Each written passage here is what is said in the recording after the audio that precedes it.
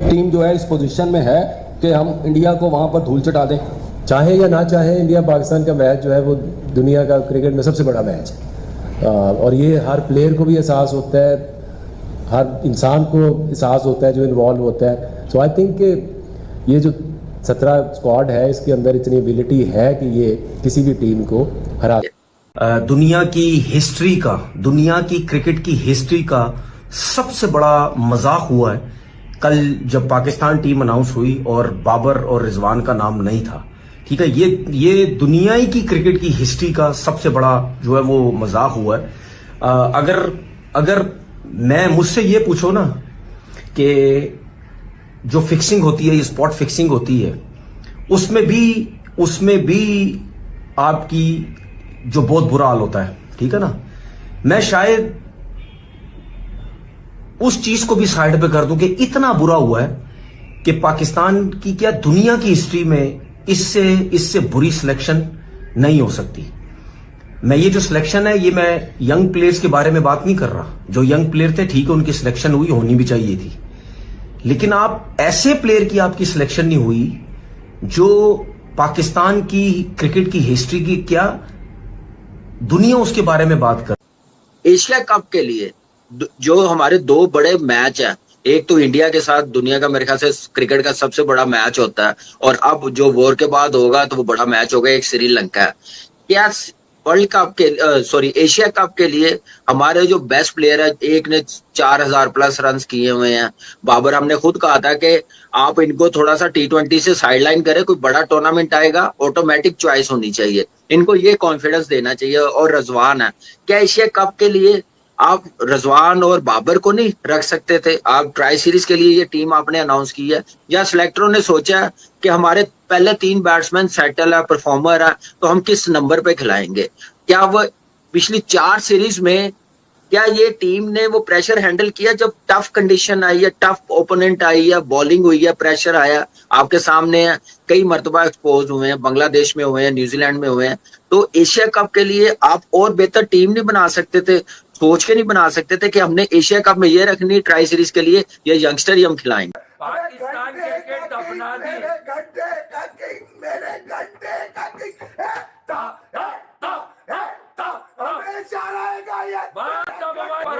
मुंह में लेकर इनके चूस रहे थे, कल करेगा, वहाँ करेगा, यहाँ करेगा, उधर करेगा, नहीं तुम्हारी छत पर करेगा, से निकला नहीं था, सिर्फ कर रहा था। कि आपके जो टॉप 3 है ना, उन्होंने उस पे उन्हीं पे डिपेंड करा है। और जहां तक बात है बाबर और रिजवान की, इन्होंने परफॉर्म करा हुआ है देखो, लेकिन ये कसूरवार खुद हैं दोनों। मेरी ये राय है कि बाबर और रिजवान को वेस्ट इंडीज में ज्यादा अच्छा परफॉर्म करना चाहिए था। देखो, आपने भी कमबैक करें, आपने भी कमबैक करके परफॉर्मेंस दी है। मैं चलो पुरानी बात छोड़ देता हूं, अभी लेजेंड लीग में जब आपको नहीं रखा इन्होंने, और रखा तो आपने 100 करके जवाब दिया कि मैं अभी भी अच्छा हूं। मैं एक मिसाल दे रहा हूं हमारे देखने वालों को, तो इन्हें वेस्ट इंडीज में वैसा जवाब देना चाहिए था यार। ये तो मतलब बच्चों की तरह आउट हो गए यार। ये मेन प्लेयर है ना, ये तो मानते हो, पाकिस्तान के परफॉर्मर हैं। 50 ओवर में ये जिस वे में आउट हुए ना, तो वो साइड इफेक्ट पड़ा T20 एशिया कप के लिए टीम में। मेरा ख्याल है कि इनके लिए अच्छा ही हुआ, दोनों के लिए, कि ये अभी सेलेक्ट नहीं हुए। जब एशिया कप में आप हारोगे ना, तो हवाई चेंज हो। इंडिया भी रोहित शर्मा और विराट कोहली के बगैर एक अरसे बाद पाकिस्तान के खिलाफ कोई टूर्नामेंट खेलने के लिए मैदान में उतरेगा, और पाकिस्तान भी रिजवान और बाबर की अदम मौजूदगी में एक अरसे बाद कोई टूर्नामेंट खेलने जा रहा है। चैंपियंस ट्रॉफी 2017 में उस विनिंग टीम में बाबर आजम उसका हिस्सा थे और विराट कोहली भी इंडियन साइड से हिस्सा थे। अभी जो रिसेंटली अमेरिका और वेस्ट इंडीज के अंदर 2024 का T20 वर्ल्ड कप हुआ, उसमें भी रोहित शर्मा, विराट कोहली भारतीय टीम का हिस्सा थे, रिजवान और बाबर पाकिस्तानी टीम का हिस्सा थे। अब दोनों टीमों के अंदर 2 बड़े नाम नहीं है, नसीम शाह भी पाकिस्तान की टीम का हिस्सा नहीं है। तो बाबर आजम ने 2021 का T20 वर्ल्ड कप खेला, 2022 का एशिया कप भी खेला, 2022 का T20 वर्ल्ड कप भी वो टीम को फाइनल में लेके पहुंचे, फिर 2023 का एशिया कप, फिर 2023 का वनडे वर्ल्ड कप, फिर 2024 का जो T20 वर्ल्ड कप था वो भी बाबर आजम खेले, फिर 2025 की चैंपियंस ट्रॉफी भी बाबर आजम और रिजवान पाकिस्तान के स्क्वाड का हिस्सा थे, और बदकिस्मती से पाकिस्तान 2025 की चैंपियंस ट्रॉफी में भी कुछ नहीं कर सका। तो बाबर का स्ट्राइक रेट पता है? बाबर का स्ट्राइक रेट है 129 पॉइंट समथिंग का।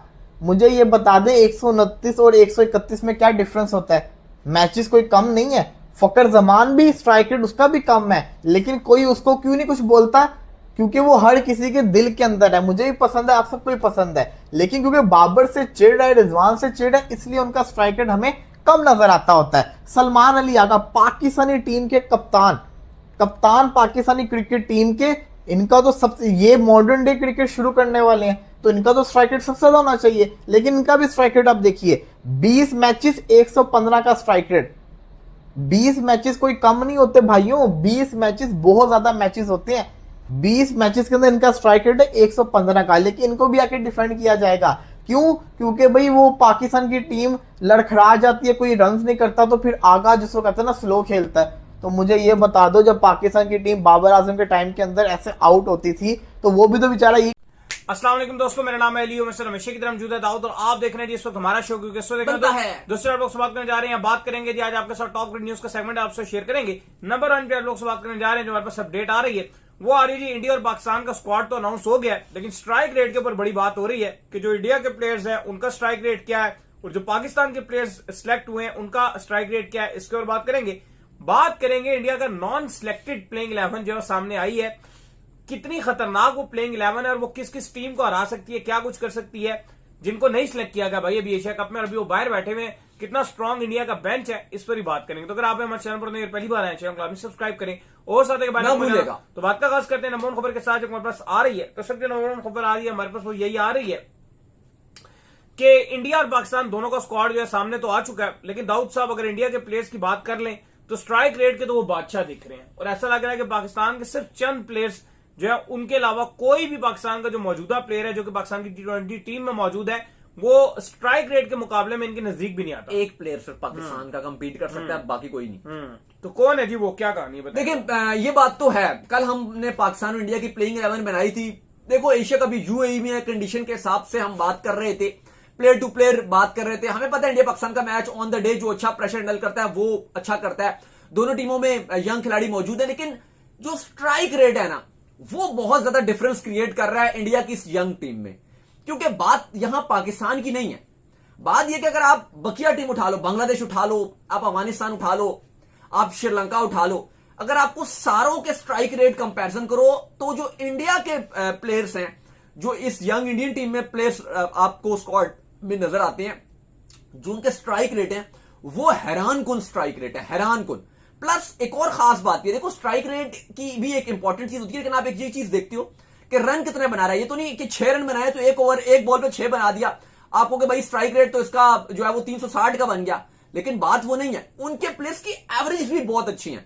अगर हम स्ट्राइक रेट की बात करते हैं, अगर हम पहले पाकिस्तान के प्लेयर्स की बात करेंगे और फिर हम इंडियन प्लेयर्स के स्ट्राइक रेट पे आएंगे, क्योंकि उनकी जो सिक्सेस एबिलिटी है वो बड़ी भरपूर आपको नजर आ रही है। पिछले 1 साल में जो इंडिया की इस यंग टीम की जो एबिलिटी दिखाई है, उन्होंने बताया कि अगर हम विराट को, जो रोहित शर्मा को रिप्लेस कर रहे हैं, तो हम किस तरह की क्रिकेट खेलकर दिखा सकते हैं। अब आप आइए जरा स्ट्राइक रेट पे, अगर आप पाकिस्तान का जो स्क्वाड है उसमें अगर आप प्लेयर्स की स्ट्राइक रेट की बात करें, सबसे पहले आप कप्तान की बात करोगे तो चले कप्तान की बात करते हैं। 115 का स्ट्राइक रेट है। हाँ, अब मतलब ये देखो कि 115 का स्ट्राइक रेट, और फिर आप मुझे बोलते हो चलो अगर ये 3 पे बैटिंग कर रहे हो तो फिर आप क्या भी लोगे, चलो गुजारा चल रहा है। अगर आप मुझे बोलते हो कि भाई ये तो नंबर 5 पे बैटिंग करने के लिए आएंगे, और सबसे बड़ा मसला ये फिर बात चुभेगी। जब बाबर आजम को ड्रॉप किया गया तो काफी ज्यादा लोगों ने सलमान अली आगा के ऊपर इस बात के ऊपर भी तनकीद की कि बाबर आजम को T20 से ड्रॉप ये कहकर किया गया कि बाबर आजम स्लो खेलते हैं। तो उन्होंने कहा आगा जो सलमान है वो कौन से पहाड़ पड़ते हैं, उनका भी दिखाओगे। आगा को देखो T20 में उस तरह से मौका भी आप कह सकते हो कि उतना कम मिले हुए थे, लेकिन एक और चीज बात करनी पड़ेगी कि आगा ने कुछ खास करके नहीं दिखाया अभी तक T20 में, कभी भी नहीं कराया कि आगा को T20 में बहुत कुछ खास कारनामा अंजाम दे दिया, तो वो कोई इतनी उनकी नजर नहीं आती। अगर 115 का स्ट्राइक रेट है तो ये बहुत ही कम है। फिर अगर आप आगे मूव ऑन करते हो, अगर आप जाते हो अपने खुईदिल शाह के ऊपर, और अगर आप उनको देखते हो जो आपका प्रोबेबली फिनिशर हो सकता है, आप बोलोगे कि भाई ये नंबर 6 पे खेल सकते हैं, एक ऐसा नंबर है जहां पर एक बड़ा क्रूशियल सिचुएशन होगी, 20 बॉलों पे 40 चाहिए होगा और अनहोनी करके दिखानी पड़ेगी, एक ओवर में 2-3 छक्के दिखाने पड़ेंगे, तो भाई खुईदिल शाह का जो स्ट्राइक रेट है ना वो है सिर्फ 104 का।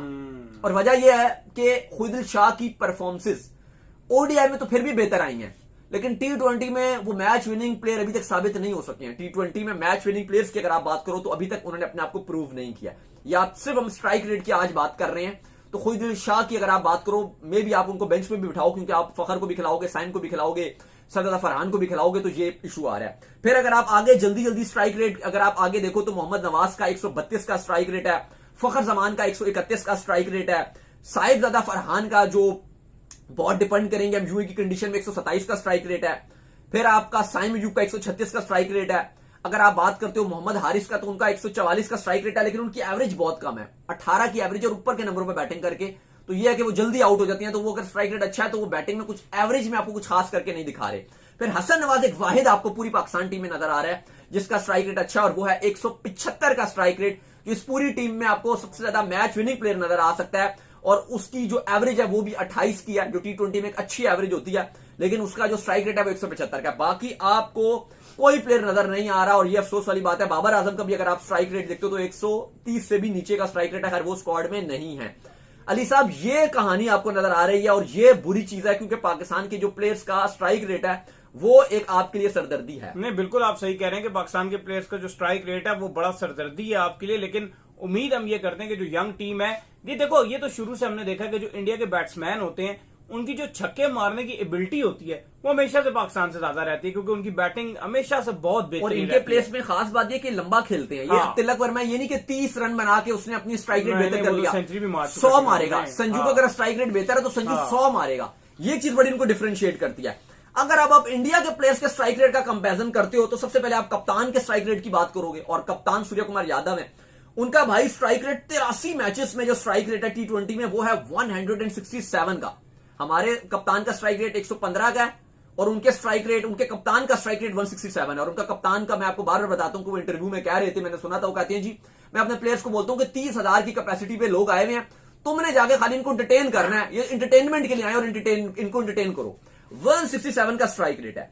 फिर अगर आप बात करते हो आगे संजू, जो आपके संजू सैमसन है, अगर आप उनका स्ट्राइक रेट की बात करते हो तो उनका भी लगभग 170 का स्ट्राइक रेट आपको संजू सैमसन का भी नजर आ रहा है, 170 का, जो एक बहुत ही जैंट किस्म का स्ट्राइक रेट है। हमारा सिर्फ 170 प्लस का एक बंदा है। अभी इनका अगर आप देखो तो तिलक वर्मा, उसका भी 170 का स्ट्राइक रेट है, 170 प्लस का उसका स्ट्राइक रेट है। अब जायसवाल इस टी20 टीम से ड्रॉप है, लेकिन उनका भी 170 का स्ट्राइक रेट है। शिवम दुबे का 167 प्लस का स्ट्राइक रेट है। सारों के स्ट्राइक रेट बहुत। फिर अगर आप देखते हो हार्दिक पांड्या का भी, जो इतना लंबे कैंडिडेट हैं, जो आप कह लो कि चलो ये तो सारे यंग प्लेयर है ना, वो तो पिछली जनरेशन का प्लेयर है हार्दिक पांड्या, उसका भी 145 प्लस का स्ट्राइक रेट है। हार्दिक पांड्या जो बहुत ज्यादा मैचेस खेल चुका, अगर आप उसके मैचेस से कंपेयर करते हो तो